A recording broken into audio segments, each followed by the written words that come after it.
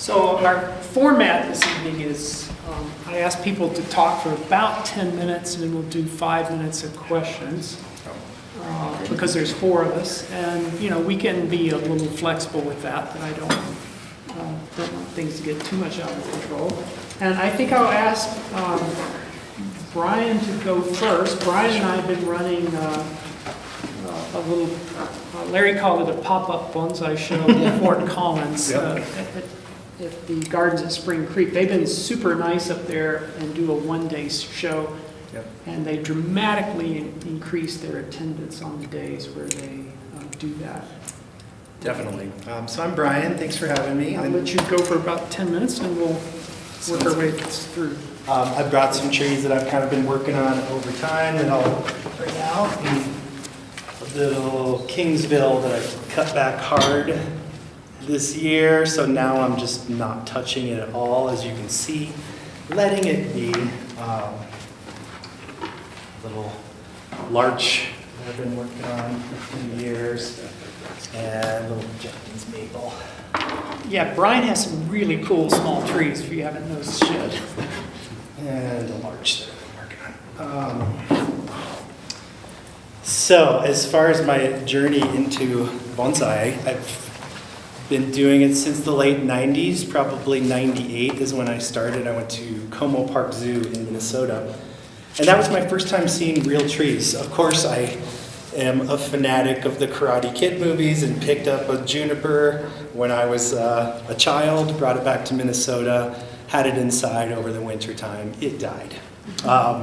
So, of course, it leaves you with the mystique of, you know, I mean, everyone has had a tree, everyone has lost a tree. That is part of the process. But when you actually see bonsai in a collection, that just really set it in motion for me to at least get another tree. So I think I started with a seedling order, and I think it was International Bonsai through Bill Valvanis. So I got an Izo spruce, a sequoia, and a Japanese maple. I knew nothing about it. I think it was really around the internet was starting, so there wasn't really much out there as far as information, especially what is compared to what's out there today and how we can learn through YouTubes or through online subscriptions. So I have learned so much in the last few years. But backing up a little bit, the guy that I worked with in Minnesota was not really a guy that wired his trees very much. So as far as advancing trees, that was not really something that was part of my practice for a long time. I had trees, I kept them alive. Horticulturally, I knew how to keep trees alive, but actually advancing them and the process of trees in development, I just kept them. So I think over the last 5 years, I would say probably, especially since the pandemic started, having a subscription with Mirai and really getting to know each species has helped me to get kind of an understanding of trees in development and what, you know, the classic lines you hear of what are you trying to accomplish, where are you trying to get, what is your end game. So I've always liked boxwoods. The Kingsville boxwoods to me are just this tight foliage when they get really fine, just amazing how small they are. And large deciduous conifer changes colors. I've seen them with cones, and that just absolutely amazing to me. So that was kind of my start. I started out with a little larch grove that I bought from Bare Root Seedlings, and I still have it today. It needs to bounce back a little bit, so I'm kind of reviving it. That is also part of the process, is sometimes you have bumps in the road. A few years ago I had a hard winter because I didn't have a heater in my garage, so I would go out, my Japanese maples would be frozen, I would panic, and eventually I saw the effects of that. I lost a lot of buds, I lost a lot of branches. So that to me is a key component, especially if you're going to have some of the more difficult and not as hardy species, is to have a heater and a wintering zone. Otherwise, if you don't have that, you're just setting yourself up for failure. So really know your species, know each individual species, because each one has its own subtleties. I think in the early days, for more than 10 years, I would always pinch my larches when they would grow.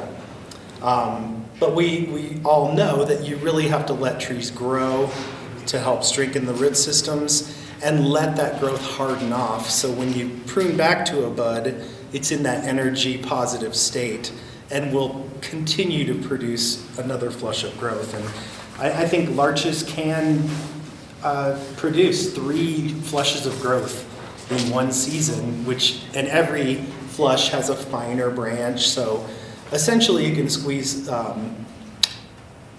3 flushes of growth, 3 seasons into one season if you do it right. You can see a couple growths that are left. This used to have a big growth out here, so I cut that all off and just trying to condense it. It needs some work, it needs some years. With this boxwood, every action has a response, and you can see it used to be a ball. Like the whole thing, there was no space. You couldn't even see through it. So this year, back in July, I repotted it and pruned it back in the same year, which is something you don't always want to do, but it was healthy. But you can see since I cut it back hard, it's already responded with a lot of new growth, which I'm not going to touch this year. I'm just going to let it be until next year, probably mid-year, before I prune that again. So pinching new growth was one of my errors in the beginning. I would always prune back my maples too, but I've learned to let them grow and harden off. And then you can kind of cut it back, and like I said, it's in that energy positive state. And over the course of 10 or 20 years, I really did not wire my trees much, which told me that you just can't advance your trees without wire. That is an essential part of the advancement of trees and putting the branches where you want them to go.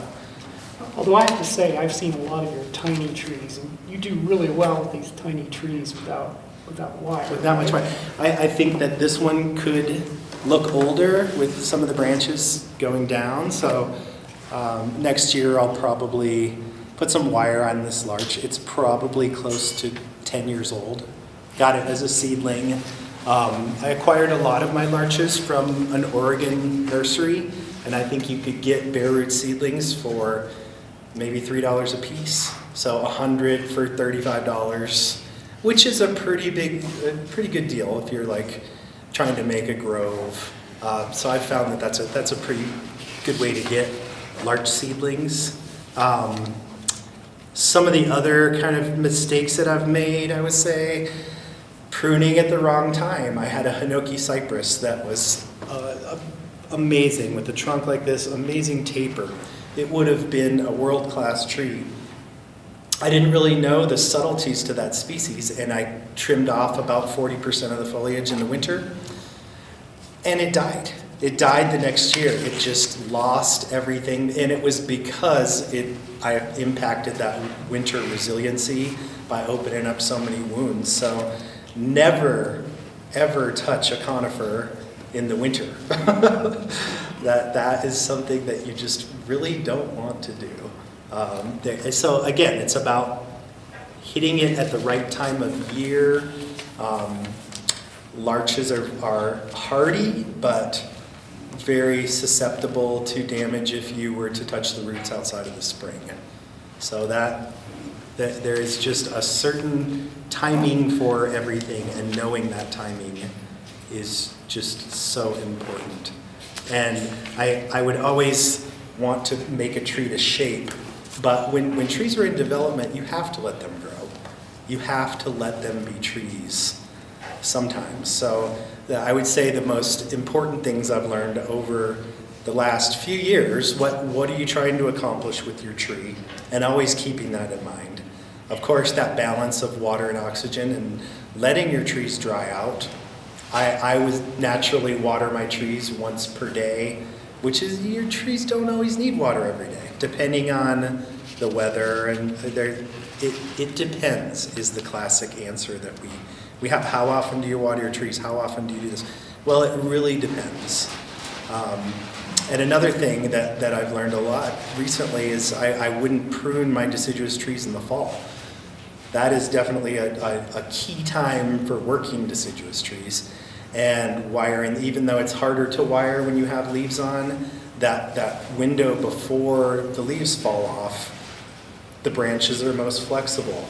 It is a perfect time to work on deciduous trees, late fall, and then once the leaves have dropped and absorbed all the energy into the tree, that's when you have a window, about 2 weeks, to do some pruning. Another question that's always in our minds: how many trees is too many trees? So I would bet I have about 100 from big to small, and some in grow form.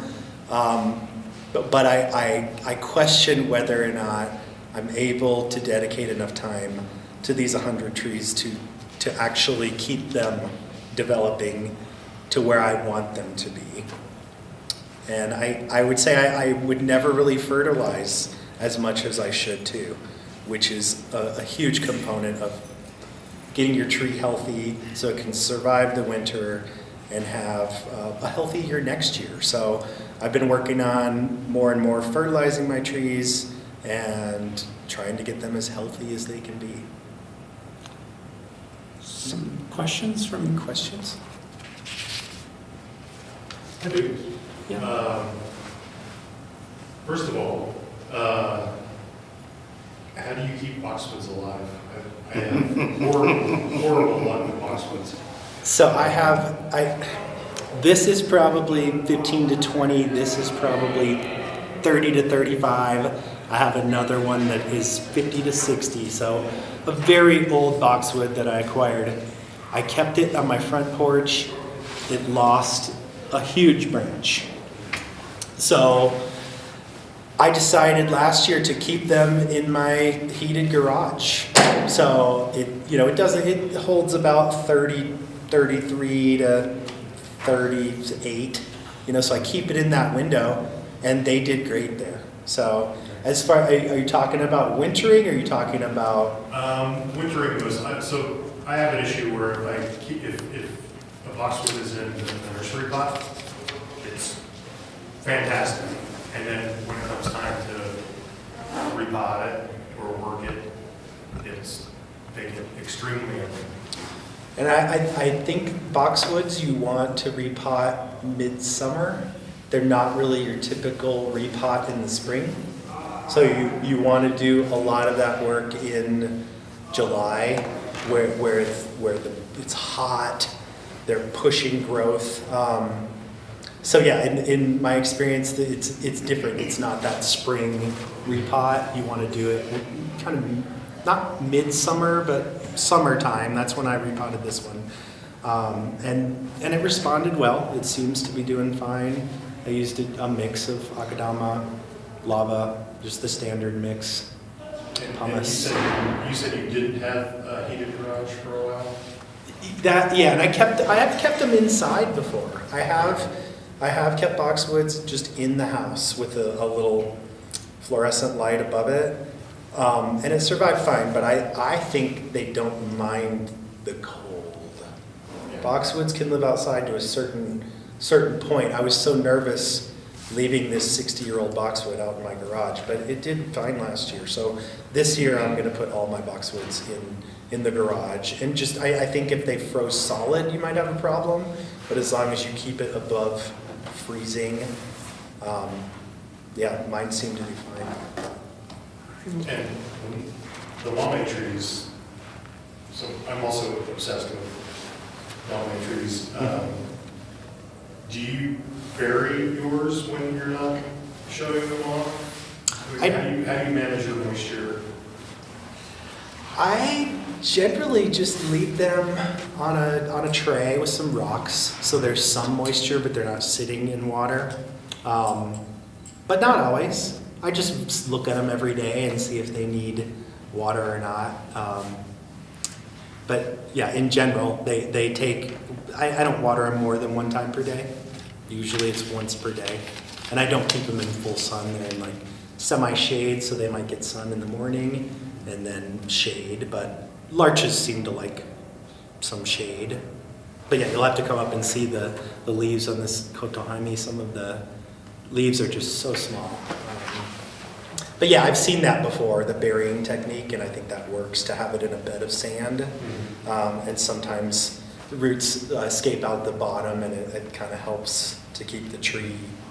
I was wondering, because the pots are so clean, obviously you don't have those buried for 90% of the year. So. No. All right, well, thank you. Yes. And I'm going to turn it over to Sam. Sure. So Darrell asked like new things that we've learned or helpful kind of hints that we can give. And I've been doing bonsai for 5 years, so I don't have as many helpful horticultural hints. But I guess, so I started, I joined the club 5 years ago because I met Larry. He was pruning a tree in the neighborhood, and he gave me a card, and I showed up to a meeting. And that first, I joined in the summer, and that first show, I didn't put anything in because I only had like little sticks that were in development. But I was trying to learn as much as I could for that next year on kind of traditional Japanese like display and what color pot I'm supposed to be using and the shape and like what stand and how everything is supposed to look. Because I thought, this is really important. I need to look the part and make sure I fit in and, I don't look like an idiot in my display. And as I was coming up with the display, I kind of got to this point where I was like, okay, well, this looks good. It's like almost traditional, but like I'm gonna do a little bit something different. And Larry was really helpful with like, yeah, go ahead, like try something new, that's fine, to give me that sort of support.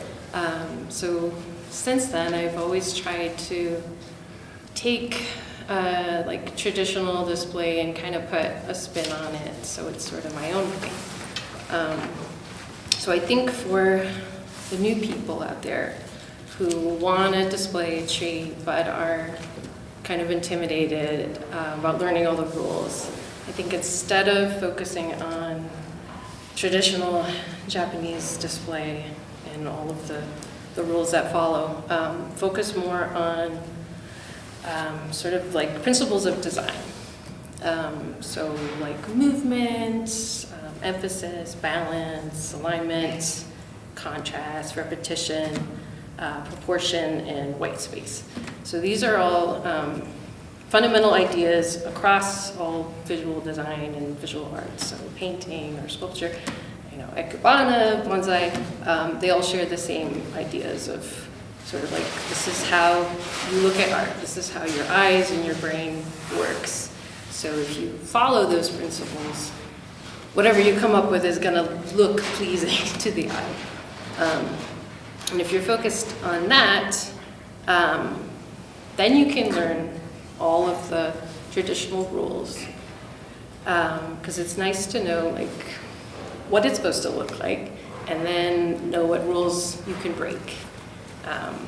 So for example, don't ever put conifers in a glazed container. You can break that because I've seen a lot of like beautiful, like subtly colored bonsai pots that look beautiful with conifers. So it's sort of like you can use colors but in a subtle, tasteful way, so you're not completely detracting from the tree. And I think there's like since bonsai came to this country, there's been sort of a push for everyone to do everything in like the Japanese style. Like this is what we're trying to emulate, and this is what we want our shows to look like. But I compare it to like if someone's learning how to paint, and they're taking classes, and the instructor is having them copy like the masters, and like, okay, I'm gonna paint like Monet. It's to learn like the techniques and the style of those masters. But then, once you learn all those things, you're supposed to, as an artist, develop your own style. And so I think what I want to highlight to everyone is that every person is unique. And as artists, you have your own perspective, your own way of looking at art, and that you can develop your own style. Because if you are sort of, I don't know, copying of like what you think a bonsai should look like, and using like your elements or principles of design, you can make something like visually pleasing and beautiful. But unless you are kind of focusing on yourself and what makes you unique and your own perspective, then it's sort of, it's not like art, it's not like authentic, and I think that will read a little bit. So don't be afraid to be bold and kind of put yourself up there. Sam, you brought a plant. Do you want to share Yeah. that? Or-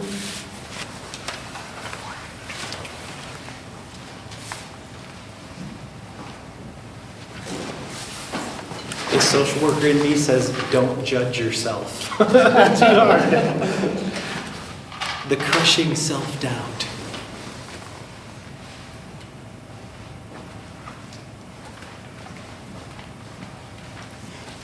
It's got some nice movement in the trunk.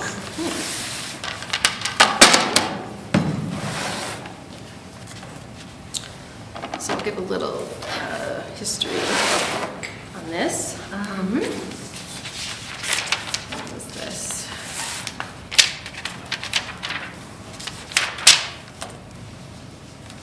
Okay, so this is Rocky Mountain juniper. I've had it for 2 years. This was given to me in fall of 2021 by Dan Wiederick. And the first year I did like a little bit of styling, wiring, styling, and like cleaning up. There was just a lot of growth, little tiny growth coming out from the branches. So that first year, I didn't do too much. And then that winter, it had some dieback, and when it sort of woke up, it was very slow to wake up, and there were some spider bites, so I had to spray it down and get rid of that. But it's always been sort of kind of weak and have like branches dying randomly. So I repotted it in a bigger pot with pumice, and because it was in a really flat kind of forest style tray with just the field soil. So changing the soil and giving it some more space and just letting it do its thing, fertilizing, helped a lot with just new growth. But still, I would just have branches die. So what I did this August, I went up to Portland to do a class with Michael Hagedorn, and he said, oh, with scale junipers, we want to remove the bark. And I was like, oh, but what if I don't like the rugged look of it? And he's like, that's nice, but like we do it because there could be borers under the bark, and so for the health of the tree, that's what he recommended. So when I got home, I took off the bark, and there's like tiny little pinpoint holes in the live veins. I'm like, oh man, I think it might be borers. So I did a systemic pesticide on it.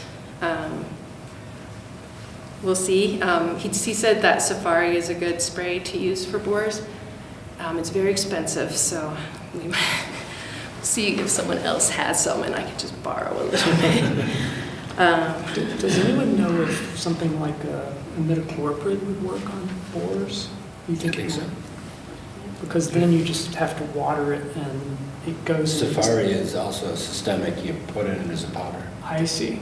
You sprinkle it on the top and it melts in when you water it. Okay, well, the imidacloprid would be A liquid, I think, would be a the same liquid thing, yeah. and much more economical, probably. Yeah. If the borers are feeding on the cambium, the systemic will work. Yes, If they're eating the fluid, it will only work as they're entering the tree, not as Right. they're going in. right. That's one reason I was asking that question, so thank you. Does everybody have a good understanding of what a systemic is? Everybody knows we're okay with that? Good. Let's see, so in, what was it, January, I had Cheryl Manning do a presentation for the Purple Pot Society online. And it was a trash to treasure presentation, and if we had a tree that we needed help with, we could send her pictures. And so she looked at my tree and she gave me 2 drawings of direction that I could go. So I was going to show this to you. It's different now because it kept losing branches, but these were 2 options, kind of depending on sort of what I chose as a front, whether this was coming out towards you or this way. Clearing it out, I could see where the live vein is, so it's nice that that's in contact with the soil, and you can see that, and then it curves around to the back. So all the branches are actually coming out mostly from the back. So this thing only has 3 branches. So design-wise, that's the tricky thing, is like, how do you make it look that it's gonna be sparse? That's sort of the style of the tree, but how do you make it look like it's not, you know, just a stick with 3 little things coming out? So what I did, and I didn't wire everything because it's a pain in the butt, and I don't know if I'm gonna lose a branch. So what I did was I took, this is part of this branch, so I just brought this up, so it's hidden behind the trunk. So this is coming out to look like another branch. And then our top branch, I brought this up to be our apex and wired some of the smaller bits to be other branches. So I would it's, have never known that was 3 branches if you didn't say so. it's yeah. Tell that from here. So it's a fun, like, challenging tree that it's like, okay, what new thing can I learn from this? Like, what pest is attacking it now? And like, what can I do design-wise too? So for repotting, I think once I know it's healthy enough, I can put it in a smaller pot, and I would say either round or maybe a slab, how she had in the drawings.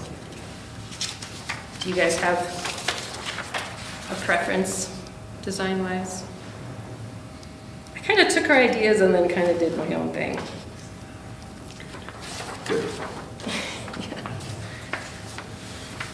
Yeah. From the point at which you got the tree, how much of the foliage is no longer there? Or what percentage remains of the original tree? Yeah, what did we,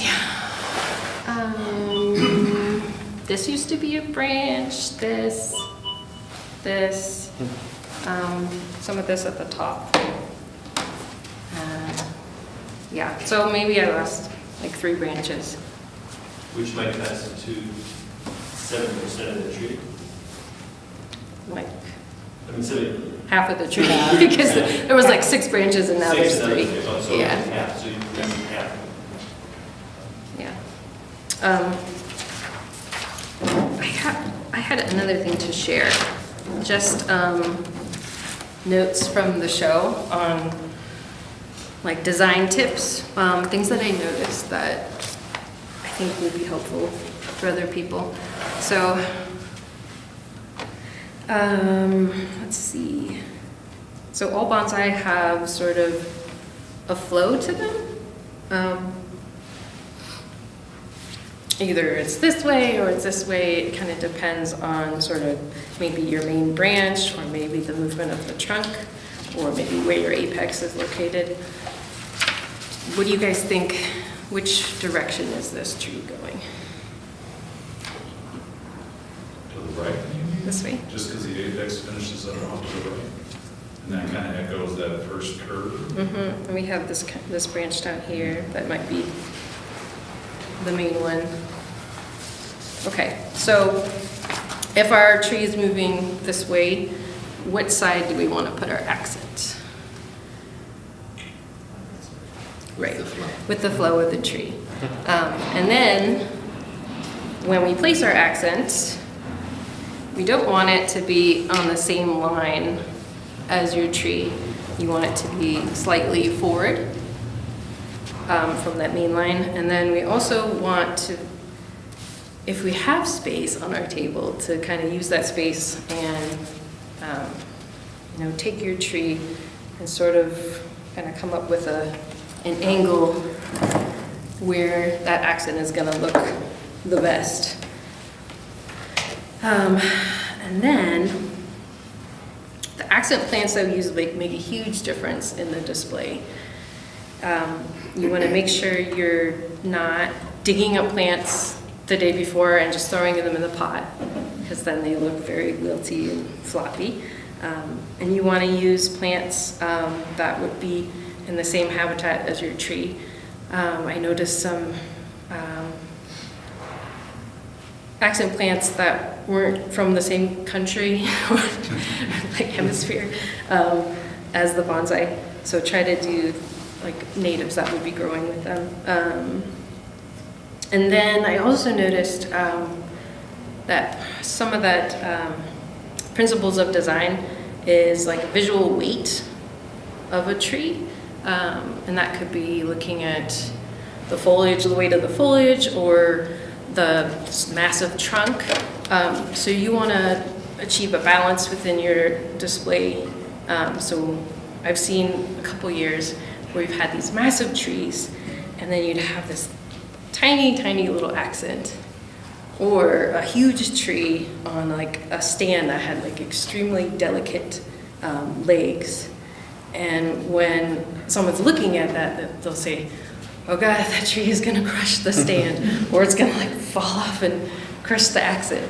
So just keep kind of the balance in mind as well. All right, thank you.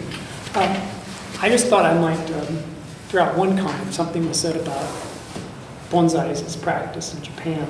I worked there quite a bit in 2018 and went and worked and lived there for half a year in 2019.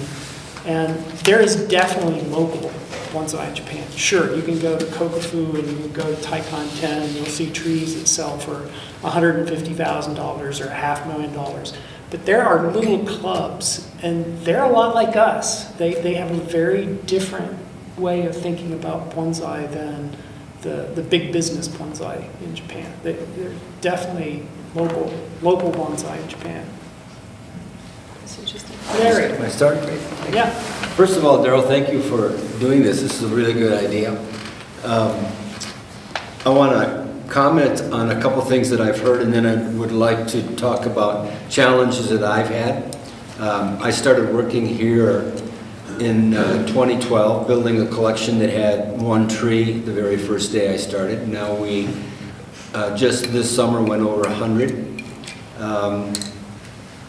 But I'm listening to things. For example, Brian said he hasn't been able to figure out the hinoki, and a gentleman in the crowd is having problems with boxwood, and I'm with both you guys. I haven't figured out those species either, and in the collection I have boxwoods and hinoki cypress.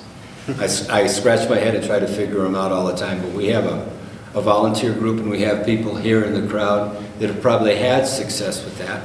So those are the people that we want to talk to, and I always advise people who are asking about learning more is to talk to people in the area where you live. Don't go online and try to figure things out because you're listening to somebody growing stuff in California or Florida, and we are not California or Florida. We're a lot different. I also loved what Samantha had to say about experimenting. One of the advantages of working at the Botanic Gardens here is I have word out to all my hort staff colleagues that if they have something in the garden that they're going to throw away and it has a trunk that I might be interested in, I like to talk to them about it. So I get to experiment and play with a whole bunch of different things, from succulents to, right now I have an atriplex, which is a salt cedar which grows in the wild in places like Cherry Creek Reservoir all over the place. It's just a weird looking plant. I'm trying to figure out how to make it a bonsai, but half the fun is experimenting and trying to figure that stuff out. Okay. And so I'm sure that Darrell probably will have a few things to relate to that too. The number one most important thing for us for growing bonsai, and both Brian and Samantha have spoken to it, is figuring out how to keep it healthy and strong all the time. I call that horticultural mastery, and if I'm writing a book and it has 4 chapters in it, the first chapter is totally all bold print, and all it is talking about how to keep the damn things alive. Not just 1 year like an annual or a perennial bed, but year after year after year, keeping it alive and thriving and healthy is the challenge. So I have probably 30 different species in the collection here, and everyone's a little bit different.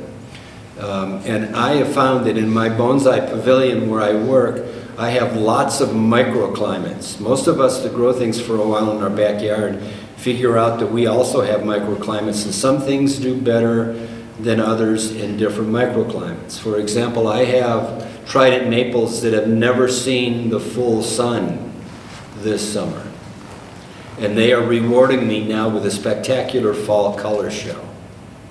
I learned that years and years ago from Kei Kawahara. He used to have beautiful maples all the time, and then I went to his house and he had a grape arbor that was a tunnel you could walk through, and he grew all of his maples in this grape arbor. And in the summer and in the spring, when the leaves are small and tiny, the maple got lots of light, and then when it got hotter, the maple arbor got denser and denser and deeper shade and higher humidity, and the maples just loved it. Horticultural mastery. Okay. I have junipers that never see the shade in the garden. They're always in the full sun. But that leads me to another problem. A guy that I would recommend that you read or find out about is a guy named Brett Wallstrom. He's a longtime bonsai developer and grower in California. He has a company called Evergreen Garden Works. I'd go to the Google bar and put in Evergreen Garden Works, and he has a section on articles, usually only 1 or 2 pages long, and he talks about them. And sometimes it gets a little opinionated, but you can wade through that. He has an amazing amount of information about growing all species and conditions. And so he is the kind of source that kind of turned me on to realizing being a good grower and finding the right spot for every plant is important. So I do that. The other thing that's really helped here a lot is that at the Botanic Gardens I have 14 greenhouses to put things in the wintertime. That is a huge advantage, and I have found that being here, having greenhouses makes a big difference in Colorado, no doubt about it. Before that, when I was just a private collector and grower on my own, I realized that there were some things I just couldn't grow, and they were some of the more exotic things, so I just kind of focused on a few things, kind of like what Lou does with his Porticolera afra. And I just started focusing on the native material that I knew would grow in the full sun in my backyard. So the lesson there is find things that can grow well in your backyard and start playing with them more and more. Add those to your collection. Eliminate the stuff that doesn't grow well. That's one way to have horticultural mastery, is don't grow anything you know you're going to kill if you keep it. So when I came here in 2012 with one collection, or with one tree in the collection, we started developing the collection, and I came to the realization that I was in a sort of different scenario than I was before. When I was a collector and a grower of bonsai, I was collecting things that I had found and that I designed and I wanted to do. And now I'm here maintaining other people's masterworks. So I treat every tree that comes into the collection as an artifact. And so this tree was designed and styled and lovingly cared for by someone who donated it to this collection for a long time. We just received a a limber pine that Scott Peck had collected 35 years ago and was in a private collection since 1991. The unique thing about this one is this is the first tree we've ever received that was not designed as a bonsai. So we've been talking about it on Wednesdays. Anybody who wants to go down, it's on display. It's the biggest tree in the collection right now. If you have any ideas about design, I'd love to talk to you about it. I'm listening to everybody. And then we're going to make some decisions down the road. But everyone gets treated as an artifact. But the unique thing, one of the other aspects is after you've had horticulturally healthy plants, is that they grow every year. And so learning how to manage that new growth is the other challenge in a collection. So if you have healthy trees and you're managing that new growth, then over time, you're going to have wonderful bonsai. I learned just by watching trees grow and not trying to mess them up in the collection here that they seem to get better every year, whether I did anything to them or not. Just keeping them growing, minimum trimming, good healthy practices of watering like what Brian talked about and fertilizing and all those things produces a nice plant. You just got to keep them going a long time. And so when I have an artifact that grows every year, then my volunteer group and I, we kind of joke about this. We say, now we're going to advance the design a little bit. So some of these donations have changed over time, but not because I've changed them, it's because they're growing better. There's a lot more foliage mass, or I have a branch that dies and changes it a little bit. And so those things have been challenges for me. Probably my biggest, I have two concerns every year with the collection here and with my own trees. And one is emergence in the spring. My watchword for this is curb your enthusiasm. Be a little slower than you think, because if I noticed that if I kept my completed bonsais in their growing beds a little longer, sometimes as long as late May, early June, that they just looked healthier all the time instead of popping them out at the first chance I could and putting them on a bench and letting the temperature variations affect the root systems a lot, which I think was the problem. And so that emergence from the fall, or the winter into the spring is an interesting time. And then I have the extra challenge that I have trees that are in greenhouses that are growing faster than they would if they were in a collection here. So how do I choose when to take those out? That's always been an interesting juggling match all the time. The other thing, my other really big concern, because I have trees that stay out on display for a long time, is pot temperature in the summertime. Okay? I have put my hands on pots, ceramic stoneware pots in the collection. It's so hot I couldn't keep my hand on it. So if it's that temperature there, then with the probe I can go in the soil and test the temperature, and it's almost that hot on the inside. So I have learned to keep pots cooler. A couple of ways is we water less heavily more frequently. And part of it, especially in the afternoon, is to keep the pots cool that are in full sun. I use lots of these fiber mats, these door mats, the coir fiber mats. I get those from IKEA, cut them to different sizes and shapes, and they become a heat sink that helps keeps the pots evaporatively cooled on the bottom and about 2/3 of the way up. And then when it gets really hot, I'll put shade cloth, I'll wrap a shade cloth around the top of the pot. Even if I have it on display, informal display, I'll wrap that lip in the top where the sun would hit the pots. And it makes a difference of about 15 to 20 degrees on the temperature of the pot. One little experiment I'm doing right now with one of the ponderosa pines is, with the help of my Tuesday volunteer Dave Reagan, we lifted it out of the pot. It's a ponderosa pine. And we lined the inside of the container with a closed cell packing foam sheeting. It's only about 1/8 of an inch thick. You've seen it, stuff come in it. And I put that, and so what I did is I measured temperatures on a day before I put it in. And then the day after I put it in, I put the pot back in, and so now it's the pot, the insulating foam, the root system. And it's all covered up, you can't tell it's in there. I have it buried low enough that you can't see it sticking up out. And the temperature just inside the lip, just with the foam, was about 15 degrees cooler in the soil.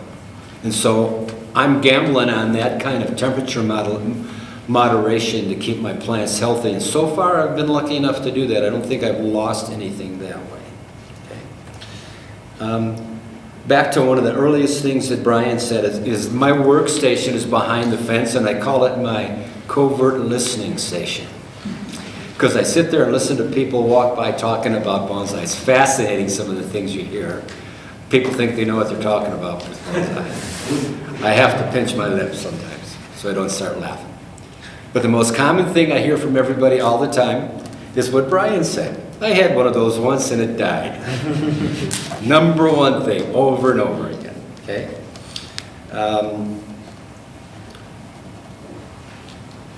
The last comment that I'll make before we kind of turn it over to Darrell and his comments, I wanted to reinforce what Samantha said a little bit. My sensei, my teacher, were the wild trees on the ridges I walked over and over again for the last 40 years here in Colorado. Looking at wild trees. Looking at them in books or looking at them in the real world. And so the heavily stylized trees coming out of Japan were interesting to me, and I use them as a model. But it wasn't the way that I wanted to do things. I wanted to be more of a free thinker and try to experiment a little bit and see how things would work in different ways. Just like Samantha is talking about. Maybe she's talking about that because I influenced her to talk about it. I'm not sure, but that may be true. But it's a worldwide art form now. It's not China, it's not Japan, it's the United States. Every major city in the world has bonsai societies, multiple bonsai societies. Everybody in the world lives in different places, has different material that they can play with and try and experiment with. And so I would encourage you to learn the fundamentals. A number of years ago, I went to a show at the Denver Art Museum, and the Wyeth father-son combination was there. And I think the father had a quote on the wall kind of directed to his son, but it was, "You need to learn and master the fundamentals so you can learn how to break them." A couple pretty good artists in the history of the Wyeth family. And so learn the fundamentals, understand why we do things, understand what what Samantha was talking about here about elements and principles of design, and how they incorporate as an artwork into the bonsai that we do if we treat this as an artwork. Line, form, texture, asymmetry, unity, all those things were things that I learned when I came here to improve my skills as a bonsai artist. Learn how to do those, but then go out there and try something new. I'm looking right now at Will Kearns thinking about amazing combinations of pots and trees. Holy cow. I'm looking at Lou de Herrera, mastering one species, 400 times? Over the years? Yeah, oh yeah. Trying these things, doing these things. There are about another 20 people sitting in the crowd right now that could be sitting up here talking the way we're talking. And so those are the people that everybody else in this room wants to be talking to all the time. Find out who's good at something and start talking to them about it. Questions? Yes? I have a question on the greenhouses. Pardon me? The greenhouses. What about them? So I had an issue over the summer over last winter, the horrible winter, where I was getting like 70-degree swings between Yes. 4 a.m. and 1 p.m. First of all, I apologize. First name? Jared. Jared. So Jared, what you're talking about is what everybody else, especially in Colorado, has problems with small greenhouses. They are hard to manage. I would never leave any of my bonsai, the collection here, in the display house bonsai out in the bonsai pavilion. Because in the summertime, between the winter and the summer, or even one day in the winter, there'll be a swing of 100 degrees in that house. And so that's part of the mastery of learning how to grow things, is figure out that if you're going to do a greenhouse, you need a big one. Right. Is it fan management? Is it, I mean, how do you moderate that here? I mean, I don't have a small Right. greenhouse. We have vents for cooling, we have evaporative cooling panels for cooling, we have a heating system for heating, and we have thermostats that really work it well. So down at Chatfield, where the volunteer groups meet and where anybody here would be welcome to go on Wednesdays, we're not quite there yet, it's not cold enough. There's 2 greenhouses. The western one is treated as a temporary greenhouses, and it's allowed to get to about 42 degrees before the heaters kick on. The tropical greenhouse, right next to it, but a separate structure sealed off by doors, the lowest temperature is it starts to heat between 48 and 50 degrees. So the tropicals slow down, but they stay good in there. And they can do propagation and development for the coming spring, which they do a lot of there. But they're gigantic. I mean, they're big enough to pull everybody here's car in and park and still have space. That's big. So that kind of airspace is easier to manage because there's less swings and extremes. But I had a small greenhouse for a while that I built on the side of my house, and the only space I could do it was a western exposure, and it lasted 1 year. I couldn't stand to go in the summer because it's too hot.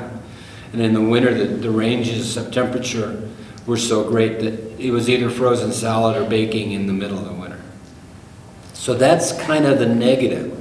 The positive is if you can find a place for it, or you can do it, and maybe on a northern exposure where everything would be a little bit easier to moderate when there's heat, then you've got a chance to do it. But the other option is what I did, and that is find plants that can grow, that don't need a greenhouse. Yes?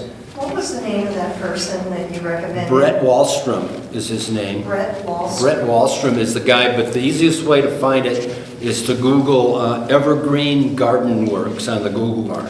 Evergreen Garden Works. Garden Works, W-O-R-K-S, Garden Works, Evergreen Garden Works, yeah. Thank you. Master grower for years and years and years, and he writes about things like, he talks about people doing organic fertilizer versus inorganic fertilizer, or purified water, and all kinds of stuff. And he says, what you're doing is just having to figure out how to solve different problems. Because every system that you have is going to have challenges to it. And our job as good growers, horticultural growers, is to figure out how to make our stuff grow in the situation that we have. Thank you. You bet. He has great seedlings, doesn't he? Hmm? He has great seedlings too, Yes, doesn't he does. Good grower. All right, well, I'm going to kick off my section, talking about soil a little bit, but also sharing. I've been using black lava rock, and for years we were only able to buy the red lava rock. They have this up in Longmont at Colorado Materials. I just paid $19 for 400 pounds. Wow. So it is super cheap. If you think about your 50-pound bag, $2. And I have had much better success growing in this compared to red lava rock. So I will pass this around. And Do you only use that? no, I use a mix. I'll talk about it in just a second. I want to echo a couple of things. One is I do think we need to pay attention to the idea that bonsai is local. That there are some great people in the United States, but I think if you're growing trees here in Colorado, the first thing you should do is talk to the people here in Colorado. They at least should have a better understanding of the horticulture compared to other parts of the country. One of the things that I have questioned a lot is the use of akadama here in Colorado. I have trees that are tropical indoors, I use the classic mix, 1/3 of the lava rock that's going around, 1/3 pumice, 1/3 akadama. It works beautifully on my tropicals. When I use that same mix outside, freeze, thaw, freeze, thaw, freeze, thaw. The akadama goes at the bottom of the pot, and within 2 years, it's just muck in the bottom of your pot. That can't be good. And I also think that there is, you know, if you've seen Paul's presentation on soil mixtures, I don't think the science backs up the idea that the only good thing we can put in our pot is some obscure soil that can only be found in Japan. That's crazy, right? There are all sorts of good alternatives. So I think talk to people who are growing locally. I do use a little bit of akadama, but I use a lot more of superfine pine bark these days that has been very well sifted, but you know, it's like between an 1/8 inch and a 1/4 inch, just like any other soil mix. I'm sorry, Darrell, did you say pine bark? Pine bark, yeah. So maybe 1/6. I still use some akadama, maybe 1/6. But this black lava rock I have found is much nicer in my pots than the red stuff, because the red has so much of that dust and also a mud that accumulates in the bottom of the pot. What's your source for the pine bark? I used to get this soil conditioner that was very dark, very composted and stuff, but the size was all over the place. I've tried using the soil prep, but there's also something called mini bark. If you buy mini bark, you'll lose Half a bag. you'll lose more than half a bag unless you start crushing up some of the bigger pieces. But and I have watched the pine bark in my pots. It will last 10 years, whereas the akadama is gone within 2. It just does not sustain in our climate. Do you put it in raw, or do you let it sit in moisture for a year? That's a good question. I have definitely put it in raw, but I also keep it in bins, so sometimes it is a year old. I hadn't been thinking of it as, you know, letting it to start to decompose or anything. I think the whole nitrogen argument is a myth. The argument is that, oh, when you have decomposing wood in your pot, it's going to be sucking nitrogen away from the plant. The amount that decomposing wood pulls is so tiny that it's just not going to affect the health of your plants. Wouldn't you, Paul? I have had, when you get the ratio large enough of uncomposted wood or mulch, Right. you will get deficiencies, but add some synthetic fertilizer and you'll typically swing it the other direction. Right. And once the wood starts breaking down, it's then releasing. So, and honestly, for like wooden grow boxes, well, when you transplant, you don't want to put nitrogen. So for the 4 months it might be an issue, you probably don't want a bunch of nitrogen in these. Right. That's my experience. In terms of, I said something about local bonsai in Japan and also professional bonsai in Japan. I have sort of a love-hate relationship with the what's been going on here in the States with the sort of the rise of the bonsai professionals, because that's definitely had a positive impact on the community in the last 10 years. On the other hand, it has also, I don't know, I think it's hurt what used to be called the natural bonsai movement, where Dan Robinson was saying, you know, I don't want my trees to look so plastic. I think we're seeing a lot of bonsai professionals whose trees just look very perfect, but then you go, yeah, but it looks fake, right? And I'd like to see a little bit more naturalness in some of those. So for those of you that haven't worked with a bonsai professional, I would at least caution you a little bit. Occasionally they will kill your trees. You know, I had someone, I paid $400 for them to come and work with me one day at my house, and they wanted to do extreme things to my trees, and every tree they touched was dead within 3 weeks. Oh, And so you sort of go, yeah, that's not quite what I wanted. I've heard Michael Hagedorn say that he no longer likes to do demos. And the reason he no longer likes to do demos is that it's not good for the tree to change them that much in 2 or 3 hours, right? To just take a tree that's a wild tree and then suddenly style it 100%, one setting, moving all the branches. He would rather move branches over time and respect the health of the tree. And I think there's a lot of truth in that. And besides, these days with YouTube, again, being honest, I don't want to sit and watch somebody wire a tree for 2 hours when I can see the speeded up video and watch that same wiring in 20 minutes, right? I just don't need to see somebody wire a tree for 2 hours. Talking about winter protection, I love what Larry said, and I also found exactly the same thing. Used to be, got to be March, and I would put my trees out on the bench, and 9 times out of 10 that was fine, but every 10 or 15 years we'd get one of these crazy freezes where the temperature drops by 70 degrees in one day, and you'd lose trees, right? So I don't do that anymore. I don't pull them out until May. And the other thing I've been doing is double potting. So this is related to my soils, I suppose. Just imagine I have a bonsai in this pot. You know, it could be a bonsai that size. There's lots of different ways you can do this, but I now, for most of the year, take my bonsai in this pot. I also put it in that pot and then fill this up with usually the lava rock.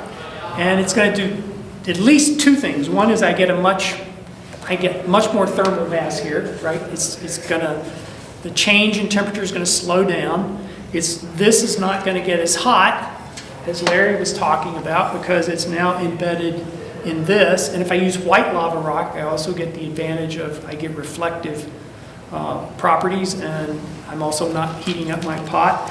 And it changes the perch level of the water, right? Because now my perch level is not here, it's down here, right? Because the water goes through my pot here, it goes ahead and drains out the bottom, the roots follow it, they grow into the lava rock. I've even seen them growing out and over the top. And if I get ready for a show, I pull it out a few weeks before the show, I clean everything up, and I show it like this, and then it just goes back into here when I get it home, and they'll spend 10 months of the year in a double pot like this. And for my bigger trees, I have cement tubs. I buy the plastic cement tubs, I drill holes in the bottom of it, I put the big pot in the cement tub, and then I put the lava rock around it. And my trees are surviving much better than they ever have, because I don't have your problem. I don't have to have them on display all the time. Right. It goes back to what was mentioned earlier, horticultural mastery, keeping the darn thing alive and healthy and growing all the time. Yeah. There's lots of ways to do it. Yeah. Is that how you overwinter your trees? Yes, that's how I overwinter my trees. Although I move them I have a north side of my house that's away from the road. So I actually move them as close to the north side of the house as I can get, and actually keep the sun off of them for all through the winter, right? Instead of Sun off them? off of them. Yeah, once they freeze, I want them to stay frozen. Yeah. I don't try to keep them warm, I try to keep them cool. Even on the north side, the light is really good outside. Yeah. Reflected light off of everything else in the snow is going to be good light. And since I've been doing that, I've had far fewer losses of trees, and things have stayed a lot healthier. So I really like this double potting idea in terms of ways of protecting my trees and helping them to stay healthy. So what is the soil mix that you mostly use? About 1/3 of this, 1/3 pumice. I might do 1/6 akadama and 1/6 of the pine bark that I was talking about. I noticed the pumice I got was just disintegrating. There's a quality of pumice. I don't know. Are you talking about pumice or the akadama? Pumice. Pumice. Some people do perlite. I was really shocked. Just a few weeks ago, I saw the guy who runs Eastern Leaf Bonsai, and he says he does not use any pumice and he does not use any akadama. He uses lava rock and Expanded shale. He was using some organics, I think. He was using some peat moss, and I just thought, wow, what a weird soil mix for someone who... Expanded shale is a product we use here. Yeah. I'm sorry? Expanded shale is another product that's available here, and we use it in the gardens here. But go ahead. Yeah, a couple other quick things. People growing in baskets. You've probably heard people talk about that. It really works well. The roots go right through the basket. And I also just double pot. So I can put a plant in here and put the plant in there. Instead of, when I get ready to prune my roots, instead of taking the whole thing out of a pot and pruning it, I can just lift this out and prune it and put it back in here, and they just keep going. I have some trees I've had for 30 years now. I have definitely lost trees. Everybody has lost trees, but I'd really like to see us work toward losing fewer trees. You know, I want to see the trees that have been in the club 30 years, 40 years, 50 years. We should have that kind of tradition, right? We should have trees that are surviving on and on in the club. All right, I'll talk about the plant I brought, and I've got one more quiz for you. I just bought, I don't spend a lot of money on my trees. So, you know what this is? Oh, okay, so the light's not that good. This is an Alberta spruce, right? And I've had people ridicule Alberta spruces, but this one I think has a super nice trunk. I paid $49 for it. Les is certainly accustomed with working with nursery stock and those kinds of materials. You always expect that the trunk is below the soil line when you buy it, right? So the first thing you have to do is dig down to find the trunk. And yeah, sometimes you're going to win and sometimes you're going to lose in terms of, well, I thought that would be a good one, but it's not. I think this one's a nice one. It's still taken me 4 years to get this far, right?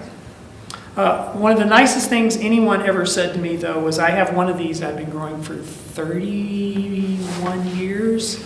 And a guy I know who spent some time in Japan came to my house, and he looked at it and says, "Oh, nice Ezo spruce." I went, yeah, I didn't tell him it was in Alberta, so I figured why. So anyway, I think it's perfectly fine to work with the materials we have available to us, especially for our younger members and anybody getting started. You can find great material in places like Home Depot or other stores if you look for it. All right, so here's my bonus question for the night. What is this for? Get yourself to the end of the kill. Cracking a pot that... I don't know if you've ever seen Graham Potter's videos for growing bonsai in the UK. Paul? I have a guess if no one else does. Go ahead. It's to set the soil when you repot. Exactly. When Graham Potter repots, you know, he'll do a little bit of the poking and he'll use his fingers, but then he'll go, you know, really the best way to get the soil to settle is, and he'll go all the way around the pot, and you can just see the soil doing this, just like it's being vibrated, and that will cause the soil to all move down into those hollows in there.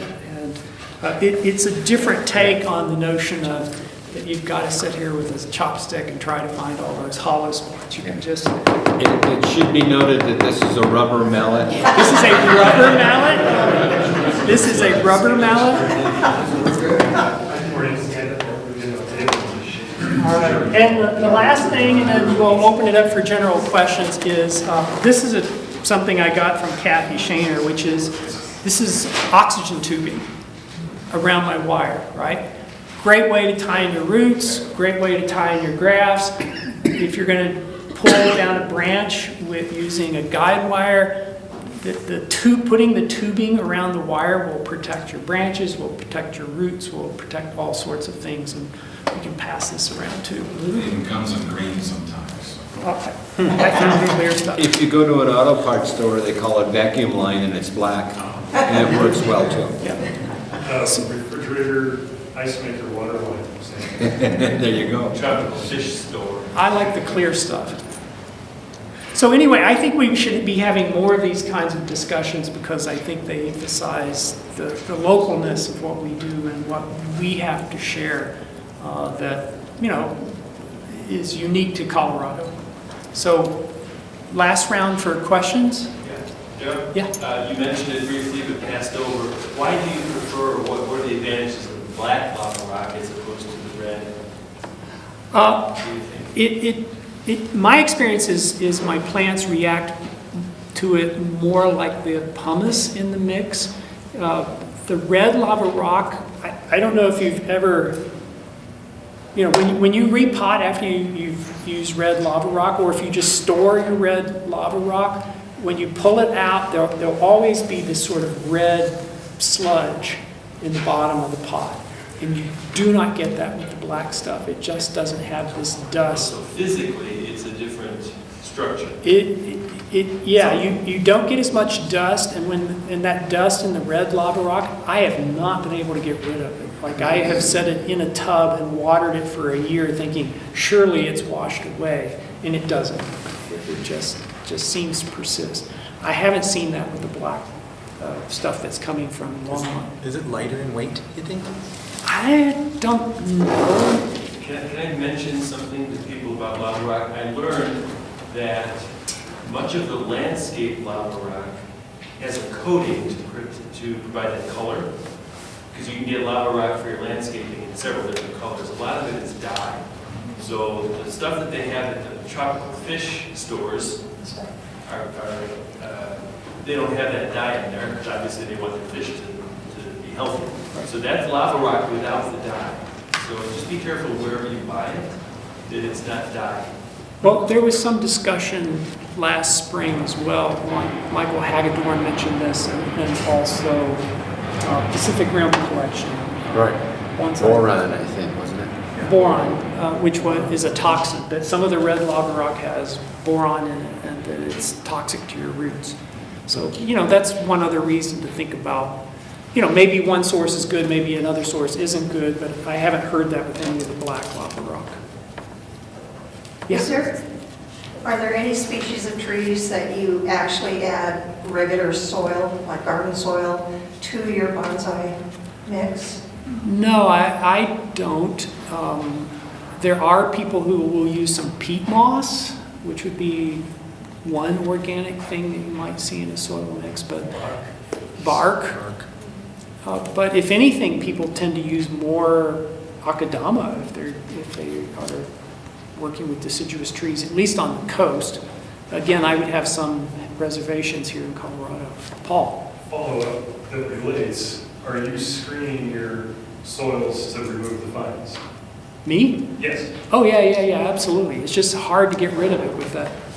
Right, but that would talk to you why you wouldn't use a field soil, because it would all pass through, right? Well, yes and no. I mean, it depends on how much clay is in the field soil. Sure. So to kind of answer your question a different way, when we look at soils, instead of looking at specific types of things, maybe we should be looking at what characteristic and what traits we want our soils to have. So when I look at my soils here at the gardens, I'm what I would categorize as being a reluctant repotter. I'll let things go in containers more, but I'm observing carefully drainage, which is what I want in a soil, is I want great drainage. And if that means maybe slightly larger sizes, and the thing that keeps coming up here is using elements in that mix that will be stable for longer periods of time. So some of the products that we use break down, and one of the problems with garden soil, that sort of thing, is it has a tendency to become finer and finer and clog up and become tighter and tighter in your soil. And from the biological side, we know that root systems do well in a well-aerated soil. So well-aerated soil are things, very stable elements, maybe larger size, that allow great drainage. And so besides just watering, when I'm watering and the water runs through, The backside is pulling fresh atmosphere into all those microscopic cracks, which make up about 50% of your soil mix. It's amazing how much space is in there. When you look at that pot, and when you look at that bag that Darrell passed around, and it looks like that Ziploc bag of blue lava rock is full, I'm saying about 50% of that is open space between all that. And so that's what we're looking for. So we sort of learned, instead of repotting more often, if we can repot less but have good characteristics in our soil, our plants will stay healthy. And the nutrients would be mostly from fertilizer? Yes, Okay, exactly. Not what they would normally get from regular soil? Exactly, Okay. exactly. And that's easy to do.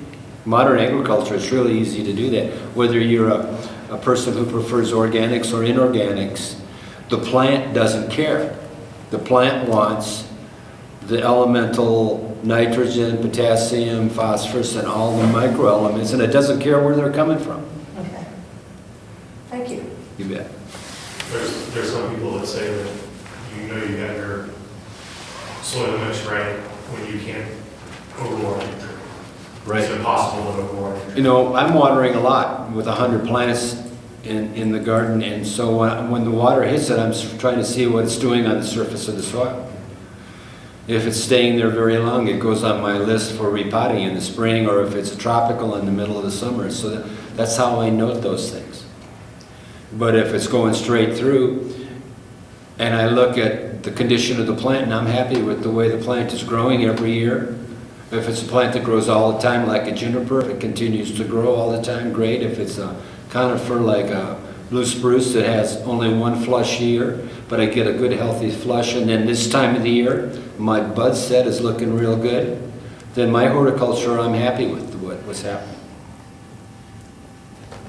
Yeah. Question about the double potting. So when you overwinter with the double pot, do you put the double pot, like, you just set it like on the ground, or do you bury that too? I set it on the ground close to my house, and then I put my pots next to each other as close as I can, and then mulch sort of the whole thing. The ground's big, it's The ground helps to heat it. There was an interesting study done up at CSU that got published in one of the journals of people who, run nurseries. And they said, what's the difference if we, say, line up a set of trees in a straight line and mulch them over the winter, say 16 trees, versus doing 4 by 4 and put the 16 trees in a grid. And so they grew experiments that way, and the grids always survive better. And the conclusion of that was simply thermal mass, right? Keeping all the pots as close together as you can get them, and then mulch them all as one unit, rather than each pot sort of surviving on its own. I use flood trays. So people that get tired of growing weed at their house, they're always on Craigslist. You just have to watch out for their count. But if you're just overwintering in them, it's just an 8-foot by 4-foot black thick plastic tray, and I just put all my pots in there in a grid as tightly as I can get them, and then Right. I just mulched the whole thing. Mm-hmm. You say they're 8 by 4? Yeah, Those are big. they're big. I use cement tubs. Well, they'll have, because they're flood tables, so they'll have an inlet and outlet already drilled, but I just go ahead and I'm not going to use them for anything else. I think one of the things that's really happening here is we're moderating the temperature of the root systems, which I think is really an important deal. Just that, for example, a ponderosa pine, had some ponderosa pines on benches when I was just about maybe 83, 84, we had an Arctic blaster come through, and in 2 days it was 30 below. And I hadn't learned about burying things very well then. That spring, those ponderosas were all dead. But the trees that were in the ground were at 30 below atmosphere. It was still only about 27 or 28 degrees in the soil, an inch below the top of the surface area. Those plants had evolved in that kind of environment in the mountains. The thermal mass happened to be the Rocky Mountains then. And they were heavily mulched. by their own needles that had fallen over the years and years. So that temperature moderation wasn't a swing all over the place. So root moderation, root control of temperature in the wintertime, I think, is a horticultural mastery thing for us to really consider and work on. When do you start putting them like that by your house or mulching them? Before it freezes. I'm sorry? Before it freezes, when's that going to be? Anytime. Anticipation is the key this time of the year, right? It's not curb your enthusiasm, it's anticipate a blizzard coming in next weekend and having stuff in already, and then you feel really good about yourself when you beat that guy. I don't mind if the temperature drops to 30, but, certainly before we get one of those crazy swings. I would Yeah. get them. Another thing that people just kind of discount here is wind, and I think wind will kill a tree faster when they're cold. Yeah. You have to protect them from the wind, especially when it starts coming from the northeast. It will just desiccate your trees. Yeah. So another thing I like about this format is, one is there are all sorts of people in the audience who could be part of the panel, right? There's a lot of expertise here, and I appreciate that. But we're also having a discussion, right? We're hearing from people in the crowd, and so I think this kind of open forum is something nice that we should do from time to time. Maybe it's only a couple of times a year, but I think we've got a lot to share with each other. Information sharing. Yeah. I would add to the winter protection. In the past, I have like a corner of the yard, it's protected by fence on two sides, and then I would use that grid pattern where I would just put everything and then mulch it. This year, I'm going to try to experiment with digging like 4 inches down, kind of make a 2 by 12 area. Put some boards and some like a weed barrier mat, and then fill it with like a gravel, and hopefully that the soil will help kind of insulate it. I do that on the east side of my house. I have a big squeegee bunker. Plants just love winter watering, obviously. Yeah, they like the temperature over there just fine. So. If you have window wells are, people have a lot of good luck with window wells because it protects from the wind, and since it's right outside a window, it's heat leakage from inside your house, and so it tends to be at a more stable temperature than at ground level. When I lived in Minnesota, I used window wells. And there's only so much space in a window well, and you can't get out if there's a fire. So, not a great plan, but You can have your house built, ask for 20 windows in your basement. I was going to mention something quick about non-native species like Japanese maples. They can freeze. It scared me when they froze, but it is that, like we talked about, that fluctuating of that temperature and freeze and thaw that is really going to do damage to your trees. They can freeze, but I wouldn't advise it. Or too many times repeating of that freeze-thaw cycle. I think some of you know I've been growing shimpaku lately, and I was inspired actually by Alan Hills, who is here with us today. But oddly enough, the Japanese shimpakus grow fantastic here, and I probably got about 70 or 80 of them now that are cuttings. I gave away 50 last year. I gave away about 35 to people in the club, and I'll do that again next spring. Still have one? Still go? Oh, you got one? Yeah, I've been trying to keep it artificially small, so. Okay, cool. All right, last call. All right, Paul. Oh, I'm sorry, you can tell this is my very first winter with my very first bonsai. It's scary. It is scary. I'm like, I don't want to kill them, you're going to kill them. So I have a plan to put them in a container. I don't have any yard, so I'll be putting them in a container. what species do you have? Oh, I have so many. Oh, I'm on my way to doing it. But they're supposed to be all outside. Okay. I have Chinese elm, I have some trident maple, juniper, a couple of others. You know how in the summer when you have them out, you have them on the rock tray, so that when they drain, they have the humidifier? Do you bury that too? Or no. Well, I don't know. Okay, No. so- No, All right, thank you. Do you have a garage? Huh? Do you have a garage? A garage? No, Okay, so. we are in the just garage, outside. so it's just on my, On the deck. Deck. and I want them to make it, so. Okay. You could, he was talking about have some plastic tubs, and you could just put them in there in the tub and mulch around them that way. Okay, Pack them in tight so they're all together, so the mass is bigger. It's not You gonna- might even, is your deck on the ground, or is it like an apartment? Or it's about this high off the ground. I mean, it's just got the things underneath to put the deck on, but it's not a high Okay. one. if you use a tub, though, drill drainage holes. Do what? Drainage holes. Yeah. Okay, Wonderful. thank you. Thank you, panel. Yeah.